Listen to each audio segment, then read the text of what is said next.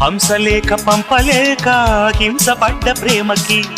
ప్రేమలేఖ రాసుకున్న పెదవిరాని మాటతో రాధలాగా మూగబోయా పొన్న చెట్టు నీడలో వేసవల్లె వేచి ఉన్న వేణు పూల తోటలో వాళ్ళు చూపు మోసుకొచ్చే ఎన్నో వార్తలు ఉళ్ళు దాటి వెళ్ళసాగే ఎన్నో వాంఛలు అంతేలే కథంతేలే అదంతేలే శుభలేఖ రాసుకున్న ఎదలో ఎప్పుడో